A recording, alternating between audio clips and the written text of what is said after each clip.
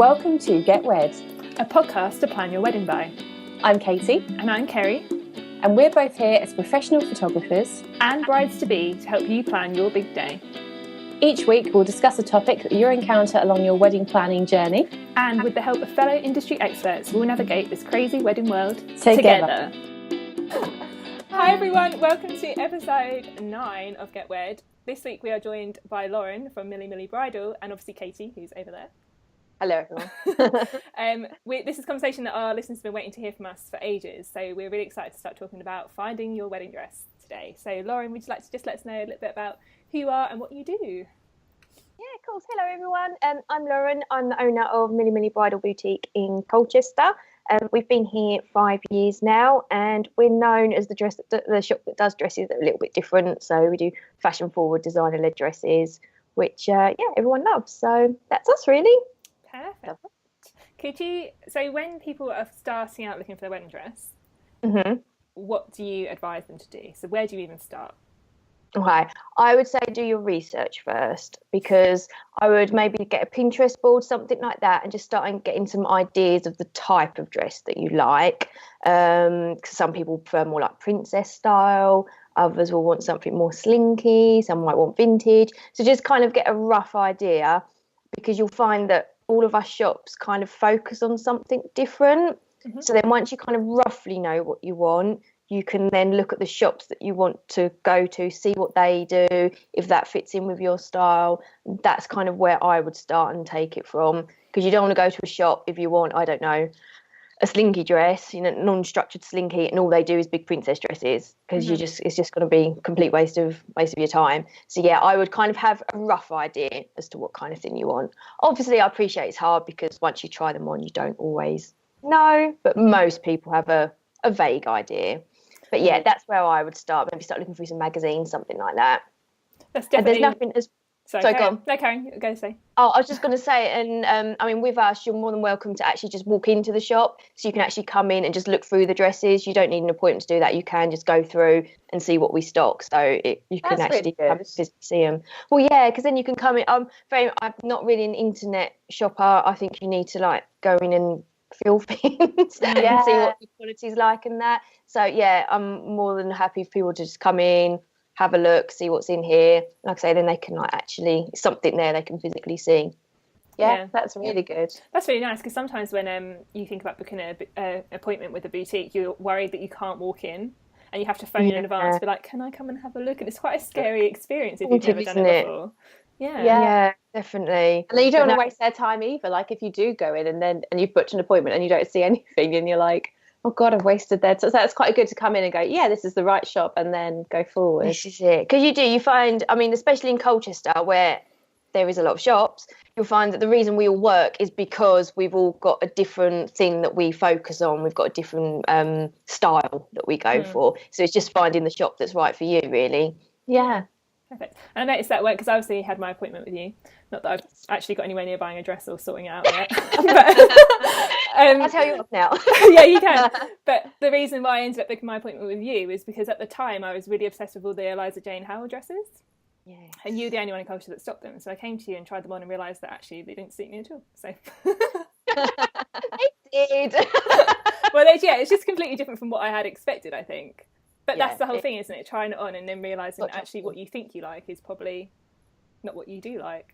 Do you know what I mean? Yeah. It's a shame. Yeah, you do. It's always the way that the people will try something on that they think they're going to like and then they don't. But, tell your bridal consultant if there's something that you're thinking of, or even if you've been to another shop and there was something that you liked in there, tell us, because then we might have something similar but with a different angle and a different twist that actually that is what you're looking for. So, don't be scared to tell us. And if you don't like something, don't worry, you're not going to offend us. Yeah. Tell us, and then we can get you into something you do like. So, yeah, just be open. It's fine. Because I was really surprised by the fact that all the ones I kept trying on were V-neck, and they were the ones that I didn't end up liking. And I didn't realise I had a V-neck issue before that. It is. You do. People they'll try something on and they're like, oh, yeah, no, I've never noticed that. Why don't I like that? Yeah, it's really weird. So, or the classic we always get is people don't want strapless, and then they come, they're like, oh, actually, no, I really do like strapless. So that's the normal one, And what would you kind of expect then from like an appointment with you? And how does the process sort of work? And Yeah, well, when you first come in, we'll just have a little chat with you, just to see, what kind of thing it is that you are looking for, find out a little bit about your wedding, what your ideas are. And then the way we do it, to start off with, we let the bride go and choose some dresses to try on, because I think there's nothing worse than if I went out, picked some dresses for the bride to choose, and she's thinking, I really don't want to be trying them. So I'll just let the bride go and choose what she wants to. And then once we're getting her into the dresses and I see her in a couple, then we'll start putting our input into it as well. We're like, all right, that really suits you. Hang on, we've got a dress out there that's a bit like this, got that. And then we'll bring that one through. that's really good. Yeah, well, otherwise it's just putting people in dresses that they don't want, and it's just better to let brides find their own way a little bit, and then we'll help along the way.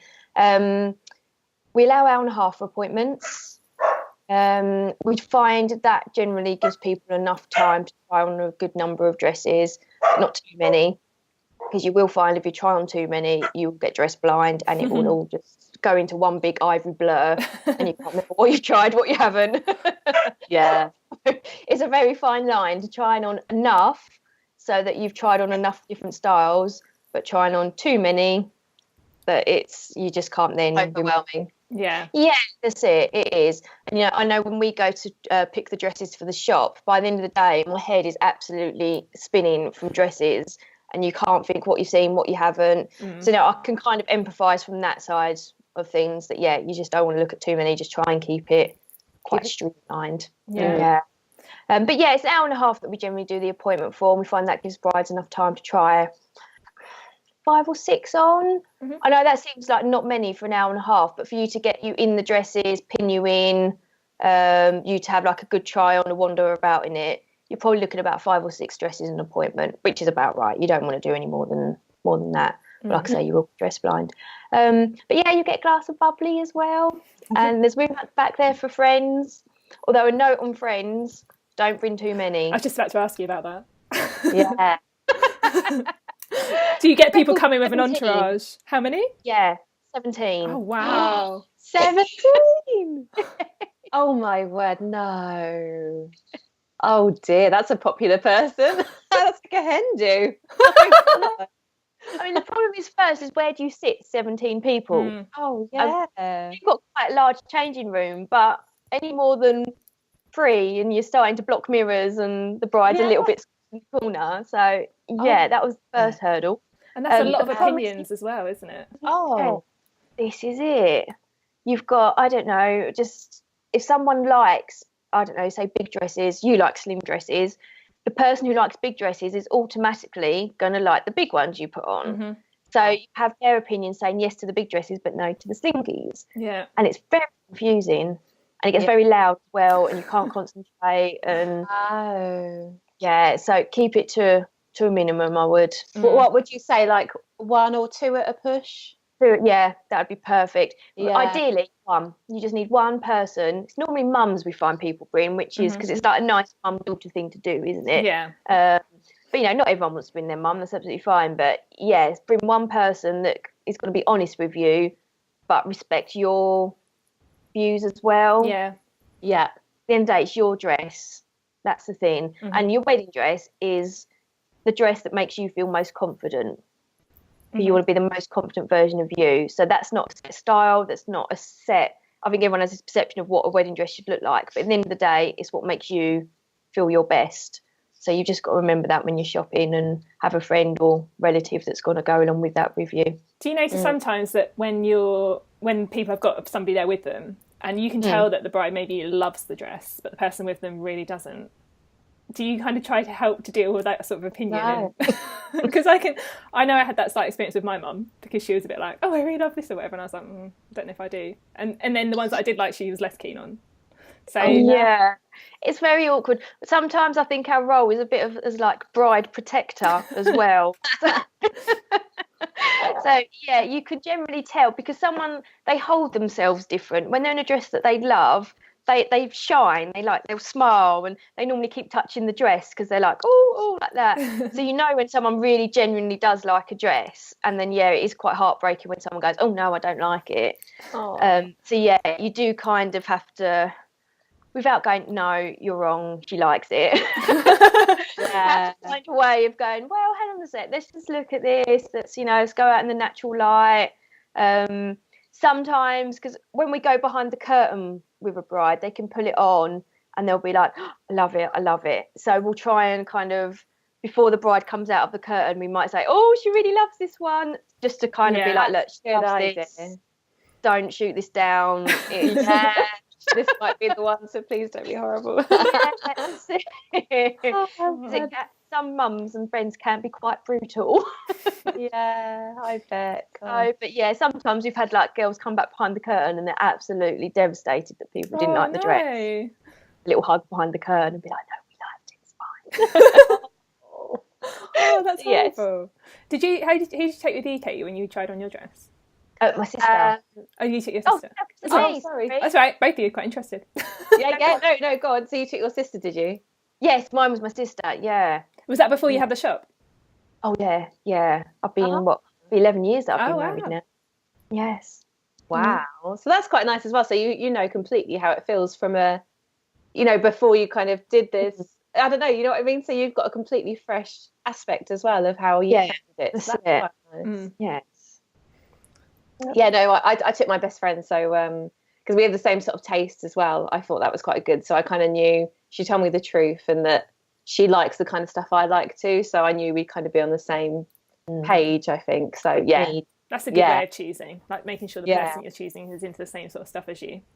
Good top tip. I like it. How do you? Sorry, I was just about to say, one of the girls in our Facebook group from the Get Wed group mentioned. When it comes into the idea of preparing yourself for your appointment, she wrote, it was Ali Roberts, and she said, it sounds really silly, but I was quite shocked at how naked I had to get to try on a wedding dress. It's worth being prepared for this. Yeah. Yeah, you do. It depends on the dresses that you're trying on. I would recommend, if you just come prepared, as in the sense of you've got a strapless bra. Mm-hmm. Yeah, that's helpful. Good idea. You often find people put a bra on, like a luminous pink bra on, and then they're trying on strapless dresses, and all you can see is this luminous pink bra, so they can end up taking it off. But yeah, if you've got a strapless bra, nude colour, not white, because white can still show through the dresses, so you want skin colour. And yeah, knickers wise, just think M&S, like nude, seamless. Yeah. Cotton, nothing fancy. So anything with bows, lace, anything like that's going to show through. But yeah, with that, if you've got those on, that should reduce the need to be naked. Yeah, that's good advice, because I just literally did mine on a bit of a whim, and then I was like, I'm completely not ready for this at all. Like my legs weren't even shaved, so I was like, oh god. So that's such a good tip, just to be a little bit. Don't worry though, we're really not looking over legs are shaved or anything like that. Yeah. You really don't take any notice whatsoever. So yeah, don't panic. That's so true. It's silly, isn't it? Because it's so daft. Because like you said, you're being professional and you're just thinking about dresses. You're not worrying about how people look. So it's silly. Not at all. But I remember being like trying to cover myself and pull things. That's it. Yeah, you normally get people trying to like cover their boobs whilst they're trying to put this dress on and they can't do it, and it's like, don't worry, we've seen boobs before. Do not worry. But yeah, that's such a good tip, just to be a little bit organised and think about that. Mm-hmm. Yes. Definitely. What were you going to say before I butted in then, Katie? I was literally going to say that. Oh, were you? Oh, look good, at us. Yeah. Reading each other's minds. So another thing that I've noticed a few bridal shops getting a bit on edge about is that recently a lot of high street stores are bringing out like bridal ranges. I think most recently there's Whistles who've just brought one out, and I know ASOS do them, and all sorts of places now offer them. So do you think that affects like the more traditional boutiques like yourself, or does it not worry you? I think it'd be silly to say it doesn't worry us, because I think any kind of, from a business point of view, any kind of competition you've got to be aware of and take into account. But I think a lot of brides still like the traditional, come into a wedding boutique, have the champagne, have that special experience. And this is your one wedding dress. You're never again going to get a dress where it's specifically made for you. You have it fitted perfectly to you. So yeah, I don't worry about it too much, if that makes sense. I think the people that will want to buy a dress from a high street shop probably wouldn't come here anyway. Mm-hmm. Yeah, because you've got your budgets, haven't you? So if they're taking care of the people who are lower budgets, then... This is it. Yeah, that's it. People who want the boutique experience are going to come to the boutique experience, whatever. So yeah, but no, I do think it's something that we all do need to be aware of. But yeah, I don't think it will affect us too much, I hope. I think you're right. I think the people who are shopping for high street dresses are kind of people who don't particularly want to spend a lot of money on a dress. So... Yeah, I mean, it's probably like, you probably get it as a photographer, because I hear it said a lot in here all the time. It's like, oh, we don't need a photographer. People have got an iPhone. And you can get really good pictures on an iPhone. Oh. And, you're just like... Yeah. Ouch. That hurts my feelings. I think it's probably like a similar thing in that people that have that view aren't going to get... Oh, definitely not going to see the value, are they? No, that's it. And I think it's the same with the dresses, really. Yeah. You've got the thing at your wedding where you're happy to spend more money, aren't you, and like to distribute more of your budget, and the areas where you're going to scrimp back. So yeah, it's like I say, it's what's important to you. Exactly. Yeah, that's it. I had quite an interesting question from... I'm just trying to find it. I'm so organised. Oh God, what was her name? Sarah Drummond, wasn't it? Sarah Dodsworth. Sarah Dodsworth, sorry. And she says that she basically doesn't want a dress. She would like something a little bit different, like a jumpsuit or something, but she doesn't want to look masculine on her wedding day. But her and her partner definitely don't want dresses. So what would you kind of advise for that? I know that's a bit of a quirky question, but... It is, but I can't turn my computer around, but if I could, you would see we have a bridal jumpsuit. They do exist. That's cool, isn't it? Yeah. And it's by, our one is by, you know the designer you really like, Kerry, Eliza Jane Howe, like the beaded one? Mm-hmm. It's by her, so it's an all over beaded one. It's really feminine. It is really cool. So you don't have to go dresses at all if you don't want to. There is options out there like the jumpsuits, trouser suits. And they do... I think they are starting to come through more now, actually. Quite a few designers are bringing them in. So again, I think it's just doing your homework, because not every shop is going to stock a jumpsuit. No, something like that. Yeah. So again, it's doing your homework to see, oh, hang on, what shops do jumpsuits, what do have trousers. I mean, we're getting a lot at the moment, people wanting crop tops as well. So it's again seeing who stocks them and then going to those shops. Yeah, but you don't have to wear a dress. It's fine. Have you Sorry. You go. Can you like order things in as well? So can somebody sort of say, I would like that, and then you can see what you've got, or not really, or does it not really work like that? Yeah, no, we can. If our designers have something that you like that we don't have in the shop, as long as the designer has got a loan sample, we can then borrow it in from them. Okay. It's normally just making sure that they have the loan sample there that we can borrow. The only issue I would say with that is that their loan samples usually, not always, but a lot of the time, are what the models have worn in the photo shoots. So they're not the biggest of sizes. Okay. Yeah, that's good to know then, yeah. Yeah, they're kind of like, we had one come in once, I couldn't even get over my leg. Oh, no. Oh, wow. Oh, God. Yeah, so it's just bear that in mind. But it's still worth the ask, because sometimes they do have, I don't know, they might have a dress that got was like damaged, so they had to get another one. So they might have kept that as a loan sample, and it's in a slightly bigger size. So it's worth asking the question, but just bear in mind that we may come back and say, yeah, we can do it, but it's a size 4. Yeah, that's the okay. And have you had many people go for the jumpsuit? It's not our everyday bride dress, I'm not going to lie. But yeah, it has caused quite a stir. People do like, although it is a pain to get off that mannequin, so when people want to try it on, we're like, oh no. Yeah. Are you serious about this? Wow, I think that's really cool though. It's nice to like hear about alternative ideas as well, so I think that's really good to do that. Yeah, it's nice that you stock something different. So, because sometimes I suppose that people come in there expecting just to buy a dress, And if they see that and want to try it on, and actually that ends up being what they end up going for, they might not have ever known that's what they wanted if you didn't have something like that in store. Yeah, so just having different things. I mean, one of our designers, she does a bridal leather jacket. Oh, wow. And that just sounds easy, but it's so nice. It is so cool. I love it. It's perfect. Is it like a white? Is it like a white leather jacket? Oh, that's what I'm imagining when you say bridal. Yeah, it is, but it's not like a it kind of, I don't know. It's like a kind of like crop top. Oh, okay, yeah. But yeah, it's basically a leather jacket. It's really cool. And you know, when she showed it to me, I was like, well, first of all, she said it. I was like, bridal leather jacket? What? I was thinking like an All Saints style studs. Yeah. And then she brought it out, and I was like, wow, that works. Why has no one ever thought of this before? That's so cool. It's genius. But yeah, it's just trying on those different things, kind of breaking away from the conventional, what people view as a wedding dress. So it's like you mentioned slightly earlier about crop tops and things. A lot of designers are bringing out the separates type style now, aren't they? So where you can mix and match, like you have a skirt and a different top and things, which I think is really cool. Yeah, it's really good because it lets people kind of make their own unique dress to them, basically. We love the separates. They are a really good idea. And you can just put in different bits that you want. So if you want sparkly skirt, plain skirt, long sleeves, short sleeves, it's all the different things there that you can do. So yeah, they are a brilliant idea. I'd recommend. I think sometimes when you go into a shop, they don't look much on the hanger. You can't, because they're not like a full structured dress. It's very hard to see, but they're well worth trying on. It's one of those things you need to try to actually see what they're like. Yeah. Bear them in mind. I'm tempted to come back to you for like the Charlie Breer stuff, because I know you just said you got a load of that in. So I absolutely love it.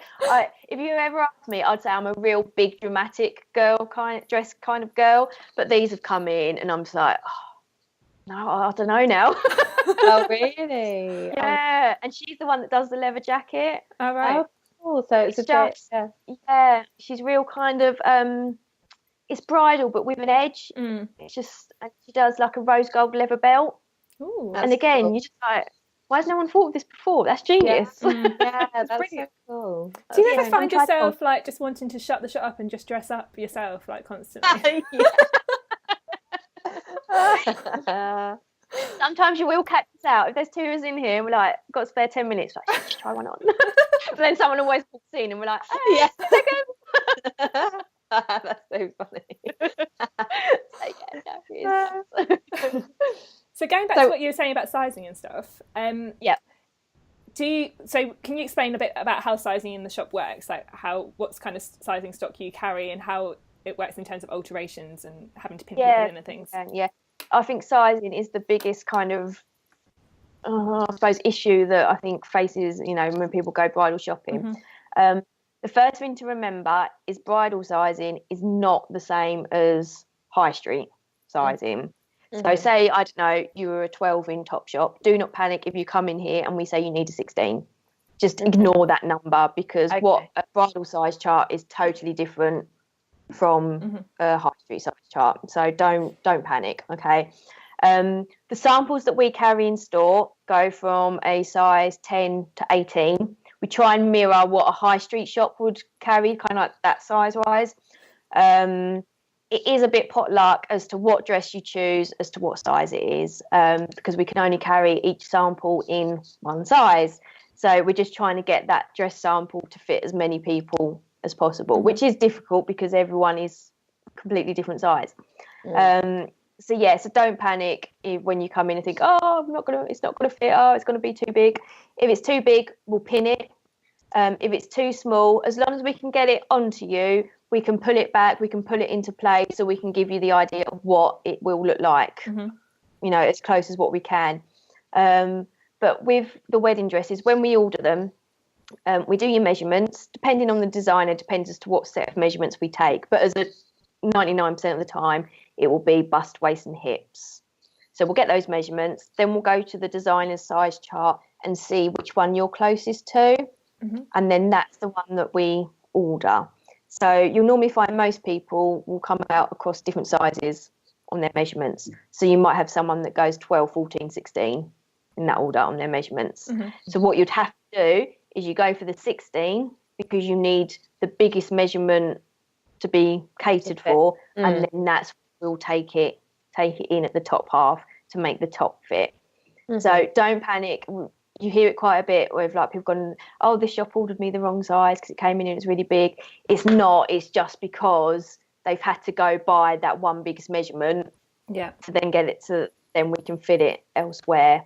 But the main thing to remember as well is that the dresses are made to order, not made to measure. There's a quite big difference. So made to order is that we'll put the order in and then your dress will get made up in the size that we order. Right. Made to measure is where they'll make it to your specific measurements. And you'll know if it's made to measure because it normally costs an absolute fortune. So normally they'll normally add like £500 onto the price to do a made to measure. The reason why is because we would take about 30 different measurements, literally like every bit of your body from here to here, here to here is all measured. We'll send that off to the designers. The designers then make what they call a toile, which the only way I can describe it is, I suppose, like a cast of you, like a corset of you. They send that back. We get you into it. Then we can be like, oh no, it needs to come in at the top, needs to come out at the bottom. Send it back. They'll redo it. It then gets sent back to us. We then get you in it again, adjust, make sure it's perfect. Then that goes back to the designers. Then they'll make the dress according to that kind of that bust shape of you. And then it will then come out and it should fit you perfectly. But even when they do made to measure, they still say there could be like a centimetre, 2 centimetres difference. Because if you imagine you're making that dress, to cut that seam, each seam dead on, is very tricky. So you've only got to have, if each seam is half a centimetre out, that's automatically a centimetre out that the whole dress is going to be. So it's quite fiddly. But yeah, so that's generally why we go the size chart route, because it is a lot cheaper. But yeah, when the dress comes in, it normally needs some kind of alteration. It's normally the bust is the main thing that needs doing. And yeah, we'll get you in with the seamstress and she'll actually make it so that it fits you perfectly. And the length as well. They do, as a standard, depending on the designer, a standard dress is made for a 5'9" to 6 foot girl. Wow. So it's quite long. Yeah. I feel so small. That's why I was literally like drowning in all of mine. Yeah. I'm 5'1", so when I'm in them, I've got yards of fabric. The reason that they do that is if you get someone that's over that height, they have to pay extra 20% of the whole dress cost to get the dress made longer. Right. Yeah, I bet. It's so much easier to just chop it rather than to have to add, isn't it, I suppose? That's it. And if we were to do it to that exact height of the bride, you're going down that made to measure route again. We need to know the heel height. If you take a dress in on the side, that often lifts it up from the bottom. It's really, really difficult. So yeah, they make them longer and then it's a lot easier for us just to take them up. Yeah. So, again, don't panic if you put this dress on and you've got yards of material at the bottom. We'll take it up. And how far in advance do you advise that someone purchases their dress so they've got time for all those alterations? Start to finish. So from the day you pick the dress to the day you take it away, we like 8 months. Okay, that's because that allows us 6 months to actually get the dress into store, and then we've got 8 weeks to do alterations. That's the ideal time. We can do it quicker, depending on the dress designer, depending on the dress that you want. And as well with alterations, if it's like you need your alterations done in December, it's a quiet period of time for us. So Eileen has got time to do it. Whereas if you do it kind of June to September, actually May to September, you're in peak wedding season. You've also got season. They need their dresses taken in. We jam packed. It's very hard for us to rush one, like squeeze an extra one in quick. So yeah, 8 months. If you ask me for like an ideal time, 8 months is what we like. Don't panic me. Yeah. How many months have you got, Kerry? 7. Oh wow, it goes quick as well. So yeah, it's really yeah. We had another question in our group as well. I don't know if you do bridesmaid dresses. I don't think you do. Do you? Is it just the bridal side? We do. We don't have a huge amount of bridesmaids, if I'm honest. So Monica in our group asked, how far in advance should you look to buy your bridesmaids dresses? She's having 5 of them, but she doesn't want to order too far in advance in case people change size. Bridesmaids, we normally need 5 months. Again, because the dresses are still made to order. So when we put that order in, the dress then gets made up. 5 months, again, to get the dress in. And the same applies if you're buying from a bridal boutique, they normally need some kind of alteration because, again, the length is still done for like a 6-foot girl. If you've got a 5'1" bridesmaid, they're going to need tapping up. That normally gives us enough time as well to do the alterations on them. Perfect. It's a good, I bought my bridesmaids dresses like a couple of months after I got engaged because I saw them in a sale and I loved them, so I bought them. There's 2 left. And I was like, that's fine. And the girls love them. And then one of them is now pregnant. So it's like, oh, brilliant. Back to the drawing board.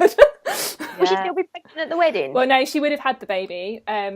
So she'll be fine. And she slims down really quickly. It's my sister-in-law. So she's not too worried about being able to get into the dress, but it's just not going to be very practical for her to be breastfeeding. So she'll have to take the whole thing off. I had that with 2 of my bridesmaids. They were breastfeeding, and I didn't even think of that at all. I didn't. Oh, shocking! I thought of everything, and I was like, oh no, I'm sorry. They're really unpractical to try and feed in. I'm sorry. You have to go to hide somewhere. Yeah. I'm not too precious about it. Like, if it turns out that she can't wear that dress, that's fine. Like, my other bridesmaid can wear the one that I've got, and then I'll just find something similar that's going to be a bit more breastfeeding friendly for Hayley. But yeah, it's no big deal. But I know some people would probably really freak out and be like, what? How dare you? If that happens, we can always look at it. Eileen, our seamstress, can look at it because sometimes there's a bit of a seam allowance in a dress that she can let out. There's things that she might be able to do. So yeah, if it comes to it, I've known we'll have a look. get pregnant as well, like in between getting married and sort of booking everything. Yeah. So how can that happened to one of my brides, who I think you provided the dress for, actually, Lauren? Yes. Mel. Yes, it is. I remember her messaging me being like, oh, by the way, I'm pregnant. I was like, what? I've had so many for next year who've said, oh, by the way, we'll have a baby. And, it's crazy. There's so many people who do suddenly get pregnant. Tell me about it. Yeah. I mean, it's just a fact of life, isn't it? We just kind of have to deal with it. Like I say, with Mel, when she ordered the dress, she wasn't pregnant. And then when she came in to try the dress on, she took her coat off and I was like, whoa. Oh, my word. So she hadn't told you? No, that was like the first time she was going to try her when she came in to try the dress on. And I was like, okay. You just work to it. It's, you just got to do what you can do. So, again, like I say, we've got seam allowances on most dresses that we can let out. If your dress is a zip back, then we can put a corset back into it. I wouldn't overly worry yourself and go on a massive diet. It's one of them things. When I did Mel's wedding, she'd obviously had Tilly by then. So she had like a newborn baby at the wedding. But then when I went to say goodbye to her in the evening, I couldn't find it anywhere. And then Dan was like, oh, she's upstairs just feeding Tilly. I said, Millie then, Tilly. So I went upstairs to find her and she's just like naked on the bed. She's like, I just had to take my dress off. I was like, that's okay, no worries. Her dress wasn't really breastfeeding friendly, actually. Oh, that's so funny. But she was so laid back about it all. It was lovely. But I just found that so funny. I think that's the thing. You just have to take it in your stride, don't you? There's no point worrying about it. It is what it is. And, you've got to have a little baby, so... Exactly. Yeah, definitely. Lovely. Well, I feel like we've covered pretty much everything there. Yeah. Oh, actually, one last thing before we go. Yes.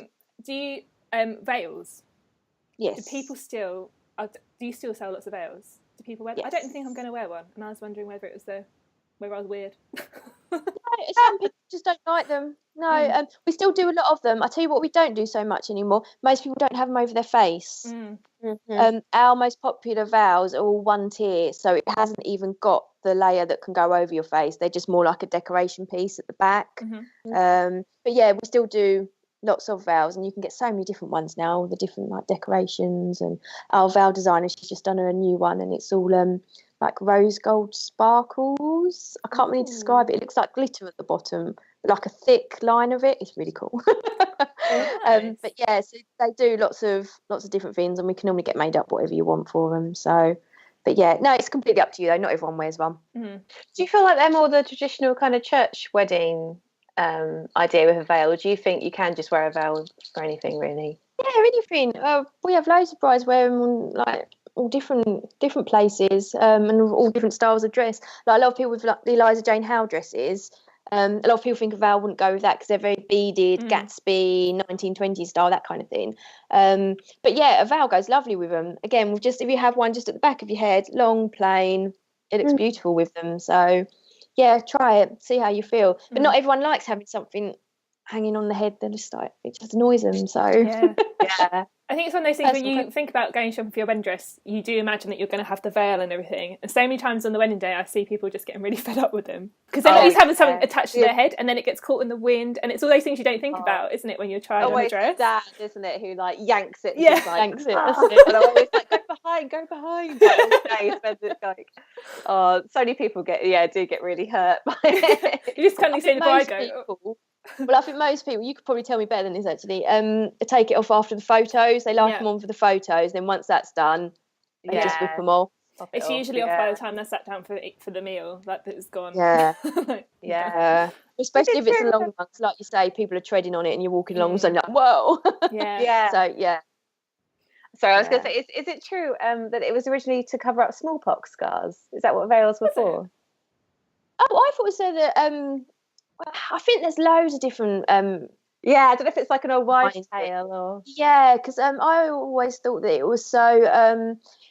It's really quite horrible. Actually, it was supposed to protect you from demons as you walk down the aisle. Oh, really?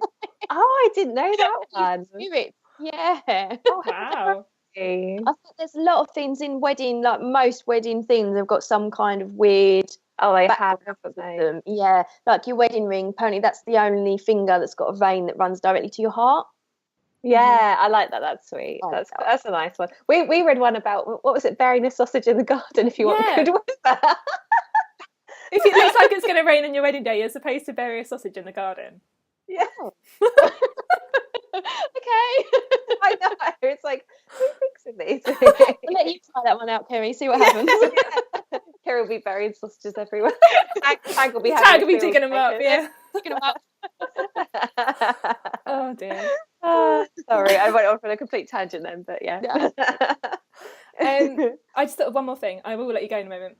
But when someone's coming to buy their dress, what do you say they need to think about more? Because I find so often that people rush out and buy their dress because they've just got engaged and it's really, really exciting, and then they don't really think about where they're getting married.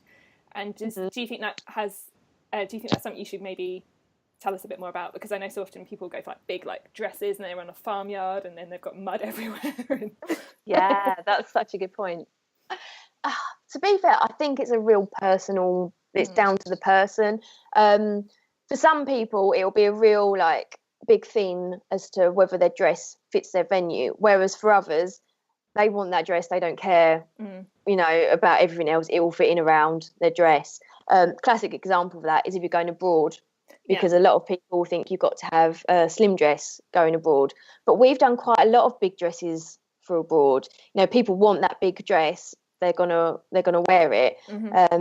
And to be fair, sometimes the bigger dresses are a bit cooler because you've got a bit more room under your legs. Under layers. Yeah. But yeah, it really does depend on the person. Like I say, some people, they'll want everything to fit in and work around the venue or around their dress. Other people will just want the dress that they want and they'll make it work.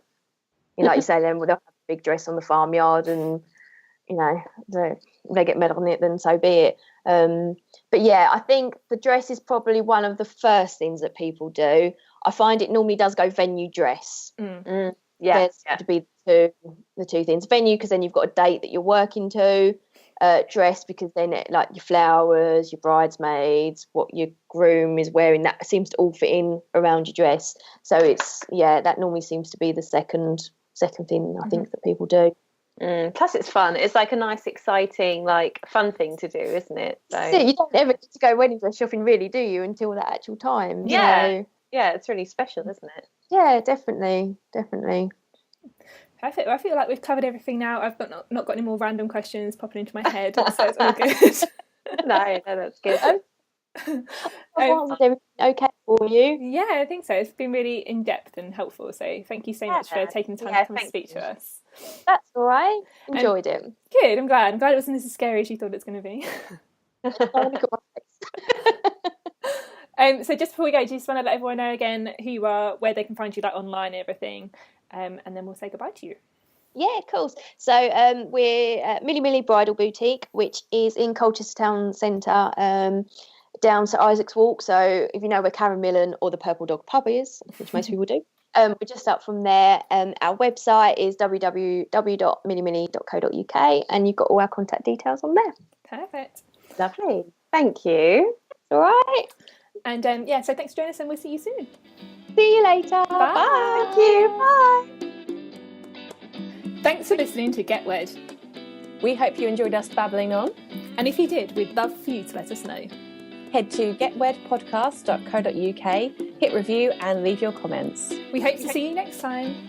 Happy planning!